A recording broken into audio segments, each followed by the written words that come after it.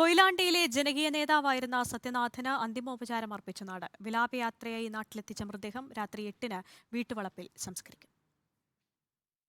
സ്വഭാവദൂഷ്യ ആരോപണത്തെ തുടർന്ന് 2015-ലാണ് അഭിലാഷിനെതിരെ പാർട്ടി നടപടിയെടുത്തത്.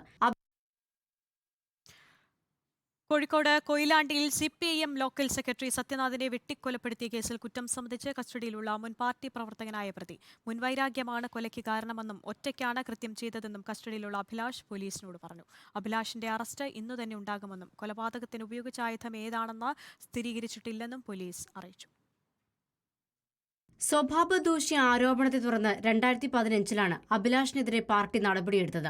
അഭിലാഷ് ലഹരി സംഘത്തിൽ അംഗമായിരുന്നുവെന്നും ലഹരി ഉപയോഗത്തെ സത്യനാഥ് നിരന്തരം ചോദ്യം ചെയ്തിരുന്നുവെന്നും പോലീസ് പറയുന്നു. ഇതാവാം കൊലപാതകത്തിലേക്ക് നയിച്ച കാരണം. ക്ഷേത്ര ഉത്സവത്തിനിടെ ഇന്നലെ രാത്രി ബന്ധുക്കളുടെ മുന്നിൽ വെച്ചാണ് സത്യനാഥ് ക്രൂരമായി കൊല ചെയ്യപ്പെട്ടത്.